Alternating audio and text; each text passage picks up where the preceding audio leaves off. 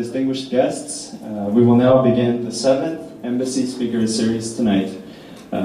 Before we begin, please welcome Ambassador Cho Hee-young of the Republic of Korea to Canada for the opening remarks and to introduce our speaker today.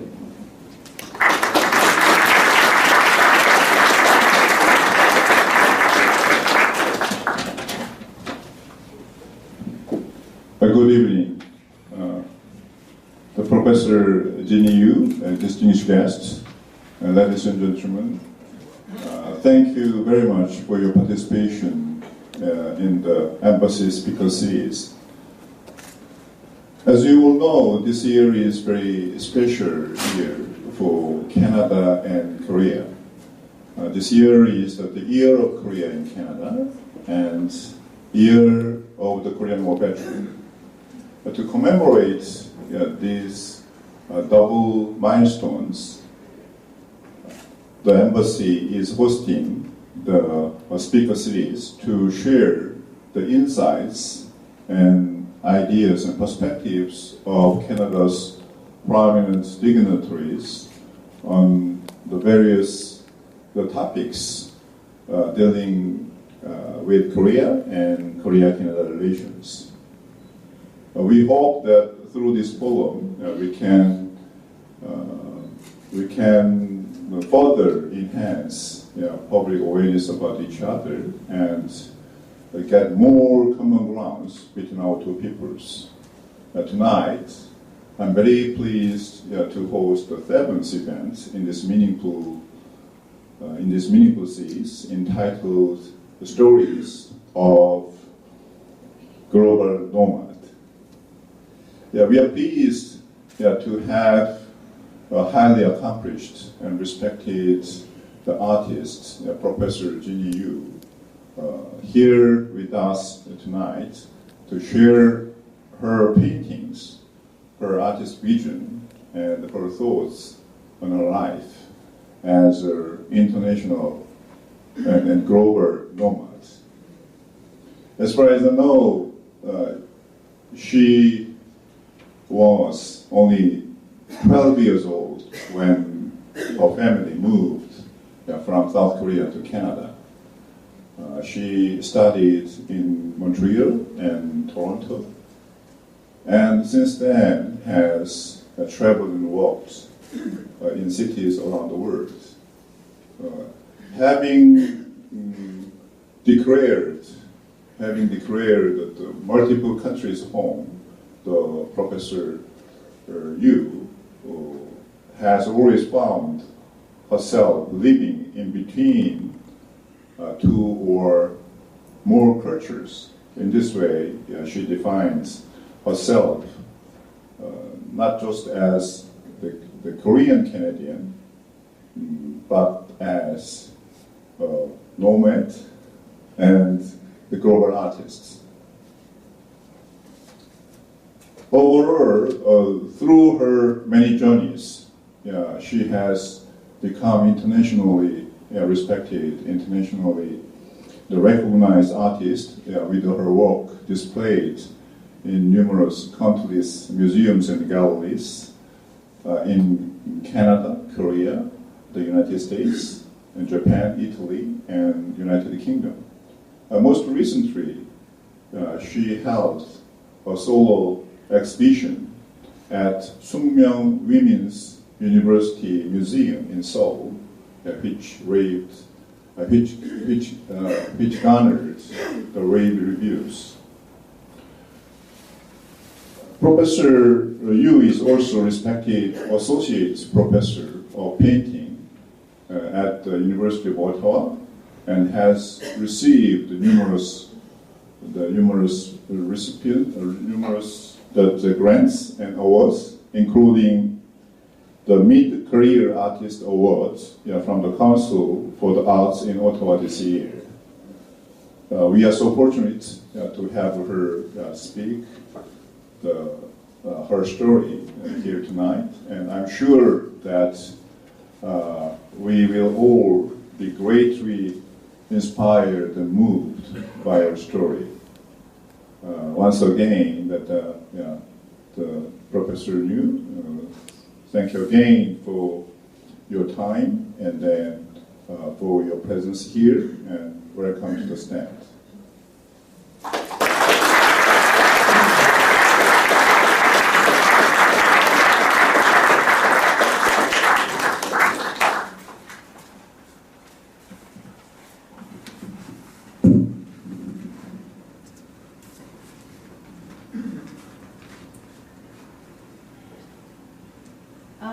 안녕하세요.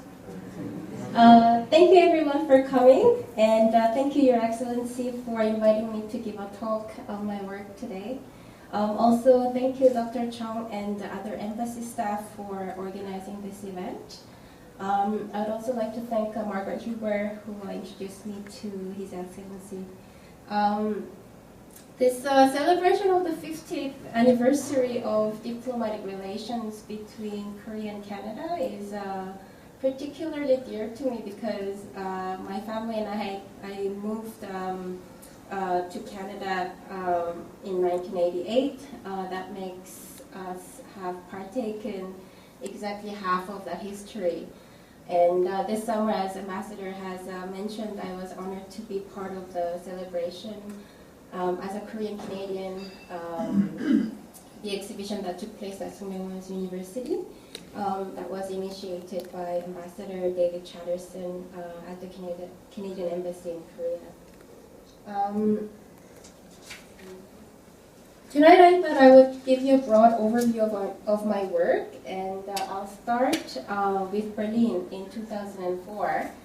But just before that, I was born in Seoul and immigrated to Montreal, and I did my undergraduate studies at Concordia in Montreal and went to York University to do my graduate studies in fine arts and also in business administration.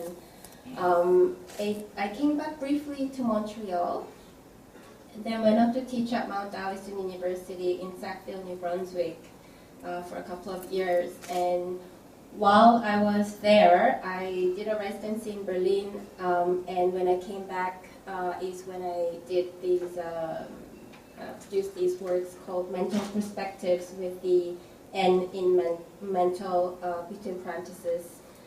When I came back from Berlin, which was kind of the starting to happen art scene kind of place at that time. This was in 2004. I had this image in my mind that I had to get out, and this is the first time that I started to use aluminum as support for my work. So this is done with graphite and oil on aluminum. And this, the very postmodern aspect of the city, the very old that is combined with very new and very linear quality of the city made me think of these images, and I went through a few materials that was appropriate for this imagery, and I came up with this aluminum. This is a painting that is about 6 feet by 8 feet, also with graphite and oil on aluminum. And here I'm playing between this kind of organic space that the graphite pencils are creating and the man-made space that the linear perspective is creating. In 2005, I had the opportunity to go and work in Venice for a year. I was in Sackville, New Brunswick for 2 years, at which time I kind of had a bit of a second culture shock of this kind of different kind of life that rural setting and an urban setting provided. So after that, I went to Venice for a year, and thinking of continuing the series of mental perspectives. However, I found that the environment that I was in, and most of you, many of you may know, may have been to Venice and would know the city. Straight line is what lacks, and color is what's plenty in Venice. And so when I thought of continuing the mental perspective series, it felt very irrelevant and incongruous. A few months into my stay, I decided that it was really color, and so I decided to use some colors. This is about 5 by 7 feet in size, and it's done with acrylic on linen. So I did a few series, obviously inspired by the patterns of the water. Big thing being kind of the individual forming the mass. That it's a theme that had kind of carried me through since a few years at that time. I came back to Canada in 2006 to teach here at the University of Ottawa, and a couple of things had happened while I was living in Europe. And one main thing was that I think it's kind of an interesting thing to explain, I think, in this setting. So until then, my identity as a Korean Canadian was very simple to kind of draw on a piece of paper. I had a line and 2 dots. One was Korea and one was Canada, and I was somewhere along that line, depending on the period of my life, a bit more Korean, a bit more Canadian, or middle, somewhere in there. And Korea was representing East for me, Canada representing West for me. However, after living in Europe and realizing that there were West and West and West, and hence East, East, East, this simple diagram started to disappear. And what happened is that it became very chaotic, also three-dimensional map of, it became kind of a constellation of identity instead of a very simple one. And it became very chaotic, but at the same time it was very freeing. And when I came back, I decided to work a bit further into abstraction, decided that that was what I was going to do, and develop a bit further into the research of abstraction. The second thing was, until then, I felt a bit weary of using cultural specific imageries. But then after that realization, after my identity became kind of a constellation instead of a simple two-dimensional thing, I began to feel free to use materials, imageries that were culturally specific. This is a work 6 by 6 feet, oil on aluminum. It is an altered painting of imageries of tree branches that comes from Korean traditional painting. This one, for example, is using a window pattern of the Korean window, traditional window, the wooden window with paper stuck on it, combining it with floor patterns that Theo van Doesburg has designed for Villa de Vonk that's in Austria. So it's kind of trying to create some kind of narrative with abstraction by combining different kind of cultural imageries. And this series is the one that's called Story of Global Nomad, and I thought it would be a good title for the talk. This is another one of the same series, 6 by 6 as well. And this one uses the Great Waves by Hokusai that we may know the print of. It's kind of using the Great Waves imagery, and I've manipulated a little bit and then posted on top of the tree patterns that's painted in the negative space that you saw before. Another thing that happened while I was staying in Venice is that I had the opportunity to see a lot of very historically important works that went from medieval period to Renaissance. And I realized that painting actually was very close to us. it really was part of the space that we lived in instead of being something on the wall. And so I wanted to bring my paintings to to exist within the space that we are in and to interact with us in a more direct way. So this is the first project I did with that idea. Essentially a ceiling painting which opens up the ceiling of the gallery. This is an Axnil set here in Gatineau. And depending on where you're standing, you have different views of the work, and then you have different kind of perspectives and so on. This is about 10 by 20, 3 canvases stuck together to form a large painting. This is a second project I did of sort of following that idea of placing a painting within the space that we live in. This is at Carleton University Art Gallery here. So this is kind of my Greek temple within the gallery, the exterior of my Greek temple. I'm quoting Le Corbusier here by putting these, the vertical lines that you see here are essentially columns for me, and the different distances that exist here is quoted from the fenestral patterns of the monastery that Le Corbusier built at Sainte Marie de la Tourette near Lyon. And on top of that, I painted 8 scenes from a movie, 8 stills from a movie, which for me had only to be sequences of an event. Which is what painting is able to do. It's not necessarily, painting is a not time-based medium. There's no time that's involved in painting, but it is very good at showing sequences of event. And so I'm doing that with my painting at the same time as showing it as a frieze of a painting, and hence giving some kind of function to the painting.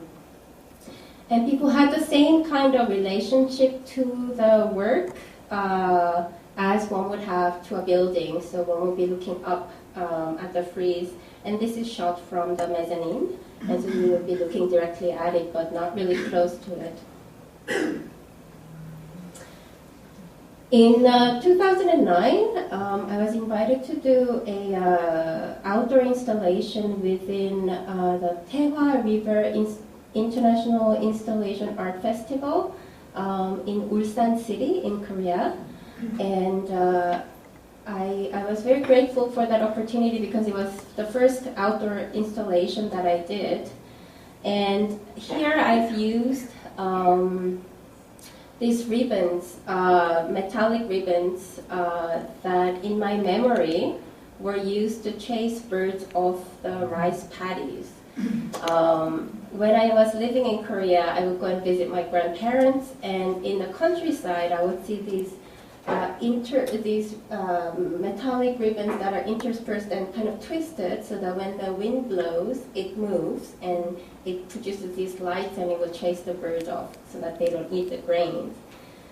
When I went back in 2009 to install this work, thinking that it would be very easy to find these ribbons, they had changed the technology into, so now they put nets over the rice paddies. I guess the birds have learned that it's fake. And so it took me a while to find these ribbons, but in Uljido, you can find everything. It's an area in Seoul where you can find everything in the world. And it's very easy to make things in Korea because of that concentrated area of materials. It's a heaven for artists. And so I found these ribbons, and this is how it works. Sorry, not this one. Let me see my desktop. So this is how it moves with the wind and the light. And it's just really manual. And when the wind subsides, it almost blends into the landscape. It almost disappears like that.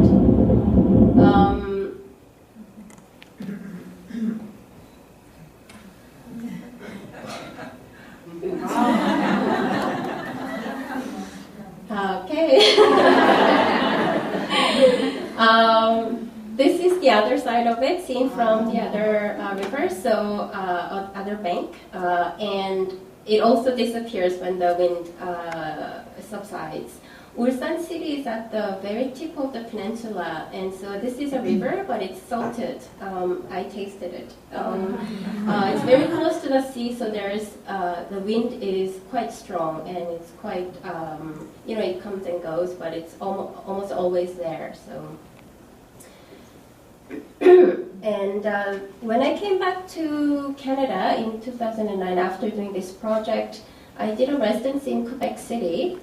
It was called Painting 2, and it's gathering these bunch of painters, putting them in one room and making them work. And there I decided to go further into this idea of painting. And I want to explain a little bit how I see painting.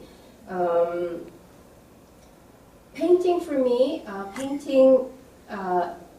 within the context of contemporary art, for me is kind of equivalent to my place within the world. So when I'm exploring what painting is, I'm also at the same time exploring who I am, the big kind of question. It has a lot to do, in terms of the painting, it has a lot to do with the idea of materiality of paint and the illusional space that painting creates. And I'll talk a little bit further about that later on.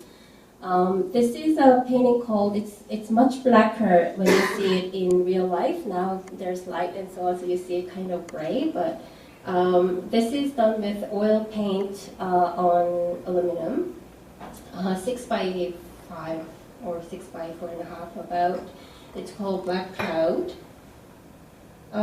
This is called Il Marinaio. What I did in this painting is I brushed black paint thinly, and then I wiped it off. What's interesting for me in this painting is that what's wiped off looks like it's in front of that background, whereas if you really think about it, and this is kind of going into microscopic level, is that the background is closer to us physically, but what's white is further from us, but it appears differently.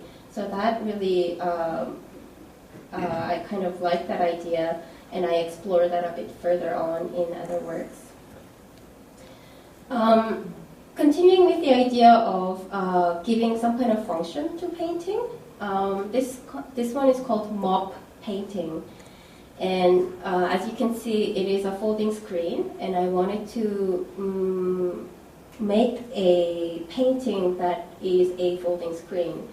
And the painting had to be just a painting. And for me, painting, if it is painted, it has a brush stroke, it is a painting. So it's kind of a reductive process of thinking about painting. And given the size, I wanted to have a big brush, which I couldn't really find. The largest brush I found was like 4 inches or something. I was looking around in the studio, what do I do? Do I put 2 brushes together? Do I make my own brush? And my eyes fell upon the mop that I was using in the studio. And why not, right? It is a type of a brush. And so I decided to take that and I mopped it. And it became the brush stroke, and hence this work. In the same show, this was in my show in Montreal in 2010. This work was included as well. It's kind of totally out of proportion. It's a very small work that is about 24 inches by 3 inches. And this is titled Zip or Voice of Fire. As you may know, National Gallery has this painting by Barnett Newman called Voice of Fire. And so I am involving myself or my work within the history of Western abstraction by titling this work that way. This has no paint on it. I still think of it as a painting though. This is just an aluminum piece that's folded very simply. In 2010, 2011, I was granted a sabbatical leave from the university, and I was very grateful to have gotten a grant from Canada Council to go and spend some time in New York at the ISCP Artist Residency, where I met a lot of people. And it is kind of, New York is still very much the center of the art world for contemporary art. And it was exciting to meet a lot of people who are involved in the art world and have them do a studio visit and so on. What I came back with after my stay in New York is that what I'm doing is good and just have to keep going. So this is a work that is kind of a continuation of what I was thinking, what I was explaining just before. This is a show in Brooklyn. The room had this blue part already in it. And I'm inserting my painting within a space that exists, so that the painting exists very much in conjunction with the existing space. This is called Painting, White, on a Wall. And so it is a painting that is white. We don't see any images in it. The image that might have been there is white off, but still it is a painting, right? The one that's in the corner has paint on its back, and it is crumpled aluminum, and so you can't see the painting, but it is there, and hence it is a painting. When I came back to Ottawa in 2011, this is kind of my base here, so I go back and forth, and come back and then go away, come back. I made a show at Patrick McHale Gallery here in Ottawa. This is called The Painting. No, sorry. This is called Painting without the article. It's a fairly large piece where you can go into the work. You feel like you are in the work when you walk into this piece, because it is done on aluminum and it is basically just painted, and hence it is a painting, and it is slightly reflective, and so you have that kind of physical interaction with the work. This is another work I did while I was in New York. This is shown here at the Confederation Center for the Arts in Charlottetown in PI. When I said I was interested in this idea of materiality and illusional space, I worked that issue out in this painting. When I was in Venice in 2005 and 2006, I fell upon this painting that you see here by Tiepolo, done in 1735, called Brazen Serpent. And it's not really the most famous painting that you see at the Galleria dell'Accademia, but what struck me was these cracks that are on the painting. So this was done for a church in Giudecca, and Venetians took it down to protect it from being stolen by Napoleon. And they rolled it, they kept it until around 1960s, when they decided to unroll it and show it. When they unrolled it, they found out all these cracks that are there. And they decided to actually just show it that way because the colors were quite vibrant, and it's just different mentality of conservation. And when I saw this painting, it really had the most interesting aspect of contemporary painting to me, because Tiepolo, as being an amazing painter, has created this illusional space by painting. These cracks happened, and these cracks are basically void of paint, and hence further from us. The older paintings are actually a bit thicker than the paintings that we do now, and so the illusional space the surface that the illusional space is in is closer to us, and the cracks are further from us. And so I was really interested in this painting. I want to do something about it, and the Confederation Center for the Arts commissioned a piece, and they had a wall that was big enough to hold it. It's 44 feet long, and so I did it, and it's now on tour. This is at the McMaster Museum of Art in Hamilton. The gallery space, as you can see, was a bit shorter than the painting, and so I decided to make my painting stay as if the space didn't exist. So it does protrude the space. The painting is done in 22 panels of 5.5 by 2. So it wasn't that difficult to make this happen. It's not like I had to cut the painting or something. This is just a detail of the other section in the same show. The third venue was at Stuart Art Gallery in Montreal, and so this piece is shown in a very different way depending on where it's shown, and so it's still kind of I'm thinking about how paintings can interact with the space. This is sort of continuing the painting with the interaction of the architecture. And this is at St. Mary's University Art Gallery in Halifax. Between the first showing and this latest showing, there has been 2 years in gap, and my thinking about painting also have evolved. And in this case, I have extended the painting between the wall and the columns that you see here by taking one piece of the painting to the left column here, and then by painting the right column with ink on the wall directly, so that there's no visual interruption when you're looking at the painting. When I paint ink on wall, it is also a painting, and so it belongs to the painting, and so I am extending the space of the painting by about 12 feet or something like that, and that you are entering into the painting. I don't know if it makes sense, but it makes sense in my head.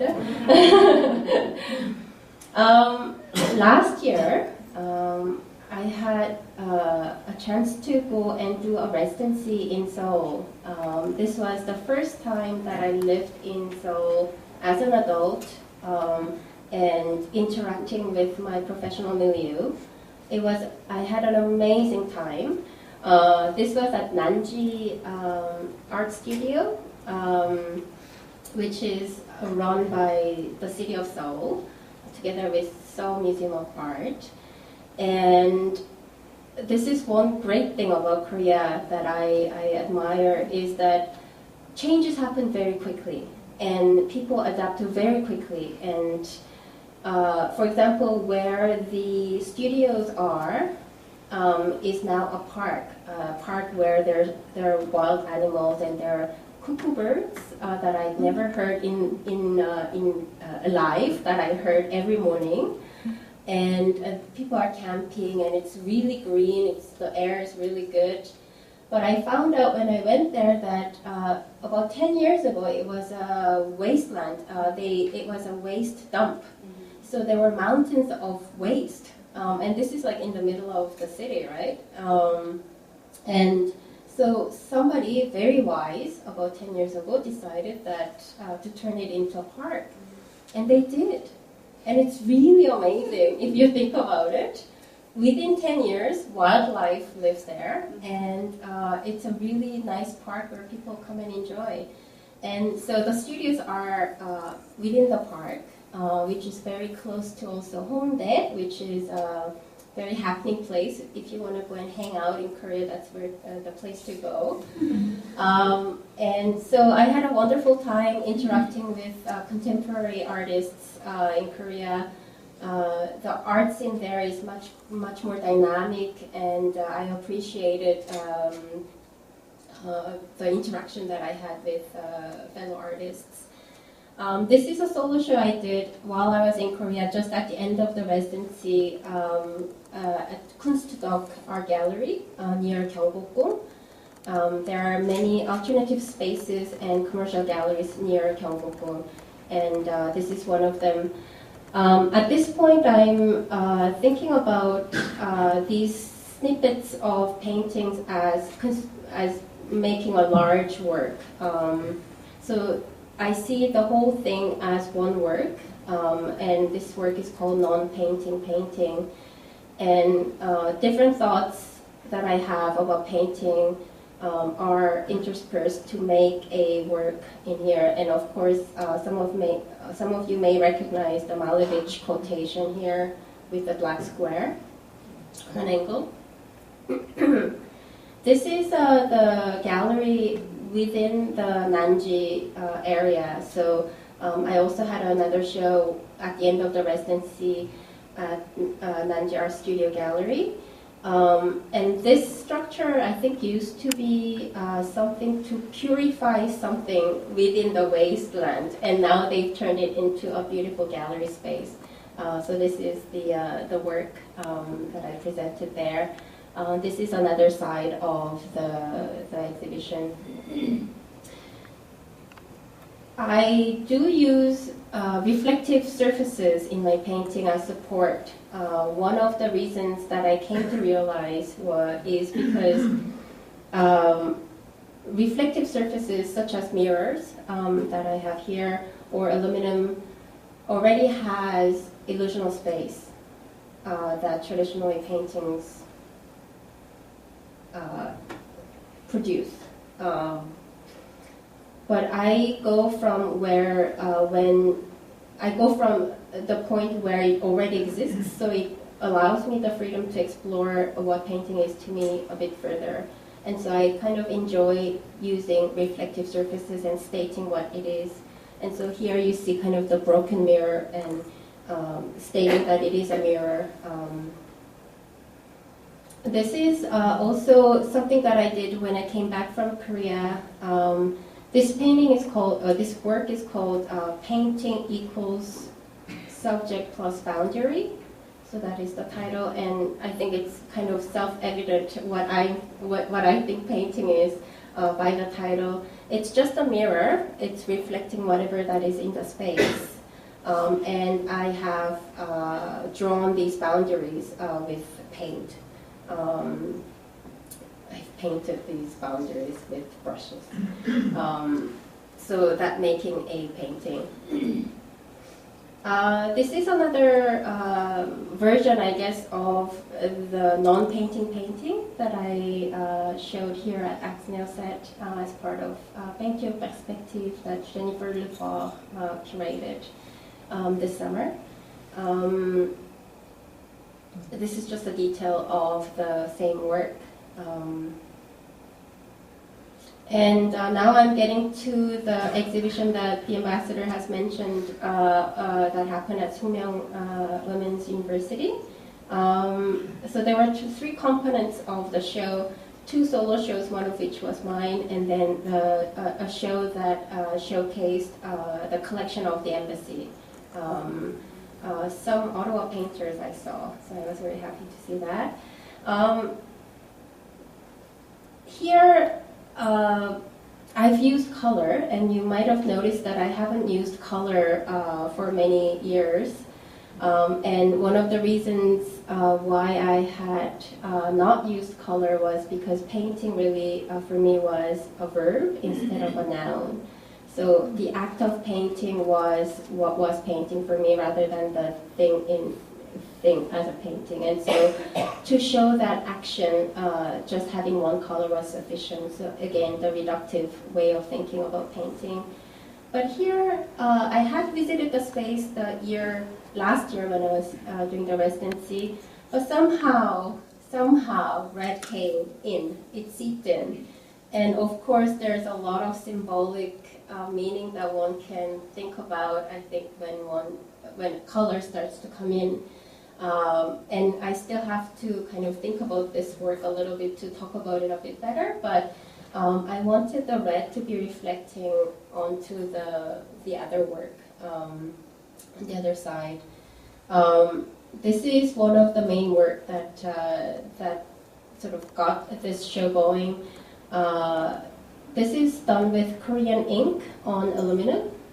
Korean ink is called mok, and if you think about it, it's two very incongruous materials because the ink is a water-based medium that doesn't normally stick to metal surface. But I found that it does, and it's very fragile. Of course, if there's some moisture or water, then it comes off. But that whole idea of Korean ink adhering to a very modern material as aluminum and staying there and producing this really, really deep black fascinated me. And so hence this work. This is another work that was in the show, basically a crumpled aluminum with a little teardrop made out of a plastic shopping bag that I found in Korea.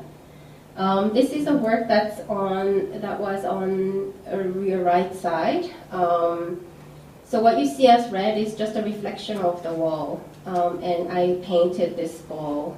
It's done on mirror. So this is the same work seen from another angle. You're seeing the teardrop there. Excuse me. This is a work that's in the residence of the Canadian ambassador in Korea. This is a work that was in the show of last year, and it's called Non-Painting Painting. Essentially what it is aluminum panel that's painted and then folded and hung. It is painted. You don't see the painting, but does it mean that it's not a painting? Not necessarily for me. I think it is a painting, and so hence the title Non-Painting Painting.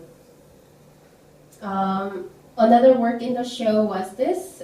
It's the Window to the World, painting being window to the world, and very kind of an old notion of what painting is. And what I did is I took out a layer of the wall, and so literally thinking about painting as window to the world and what is there behind the surface. I'm going to show you just one film work that I did that I also consider as painting. And this has been shown in a number of occasions.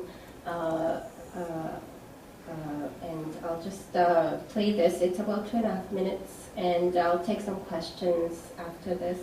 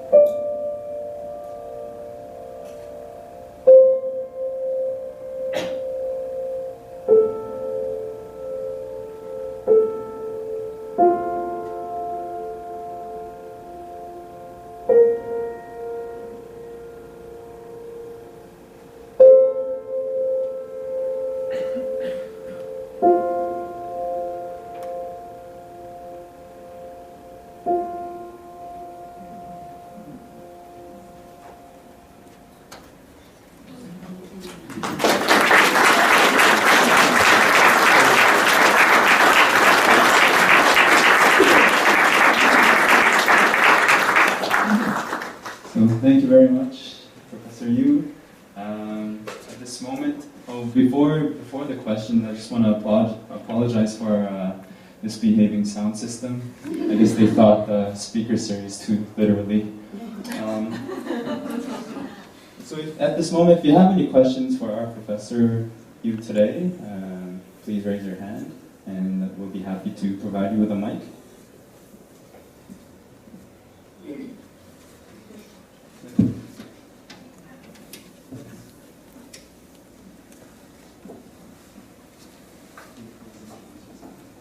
Hi, I'm Natalie. I'm a university student, and you mentioned that you were really interested in space, and you mentioned the scratches, but also in your later works, it seemed like they became more interactive because they took over a wall. Your paintings would take over a wall, and like you'd have a couple of pieces on a wall, but you said the whole thing represented one. So do you think that the scratches you saw really inspired you later on to create more interactive pieces? Like, was it a natural evolution for you? Mm-hmm. You're talking about the piece, the red painting? Yeah. Yeah, that moment when I saw it, which was sort of 2006 or something, and it was not just seeing that painting, but also thinking about whole business of what painting is now in 2013 or 2006 back then, but also having seen a lot of historical work that kind of all worked together. It wasn't just that painting. I think the reason why I saw the painting and I saw that those cracks and that illusional space and that kind of tension that exists is because I became more aware of all these issues in painting. But yes, it is an extension of that thought where I'm considering what painting is, and Window to the World also, of course, is around, about the same kind of vein of thought.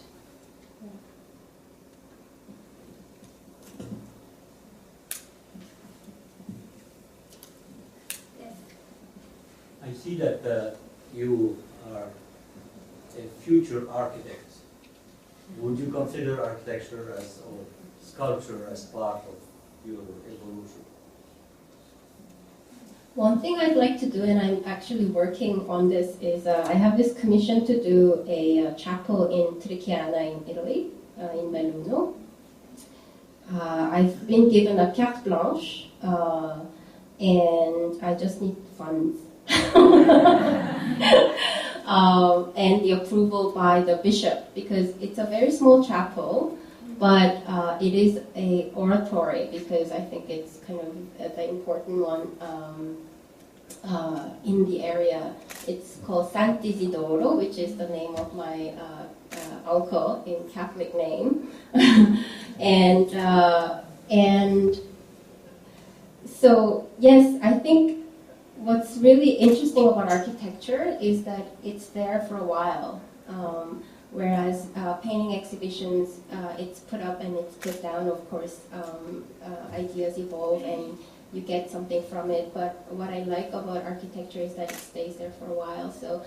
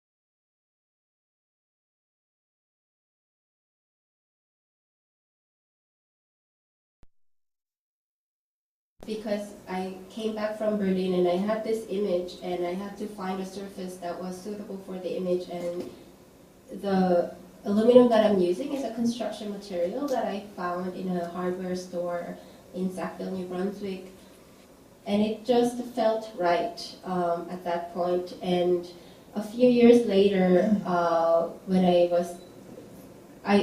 it's kind of a hard surface to work on. It's very unforgiving.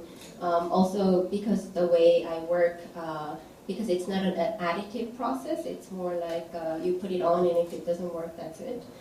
You have to do another one, which is kind of a similar concept as what we call here ink drawing, because if you've put something on the paper and you've ruined it, that's it, you move on, and your mastery comes after, after having gone through many practices. But recently I've been thinking that I am attracted to,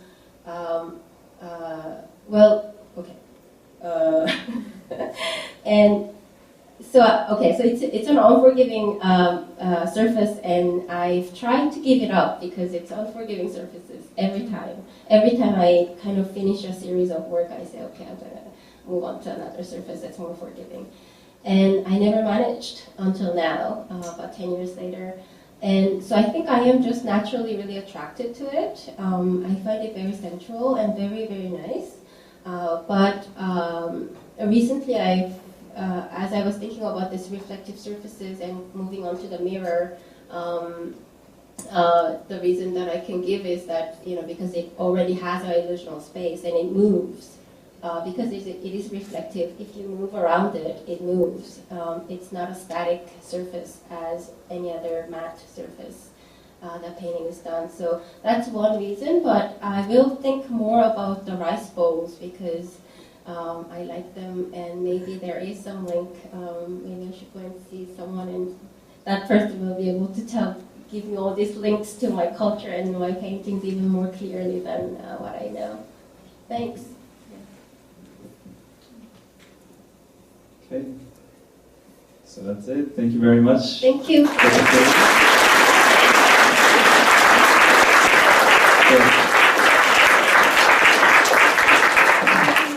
So at this moment, we would like to present our speaker today, Professor Yu, with a commemorative plaque to commemorate her event today.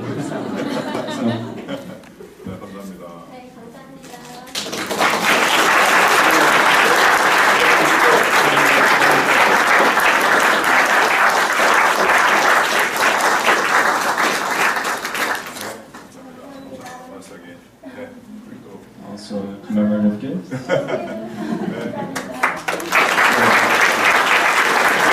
at this moment, we would like to kindly ask you to fill out the evaluation survey of your experience tonight here at the speaker series. We would very much value your feedback on tonight. And so this concludes our Embassy Speaker series. Please join us.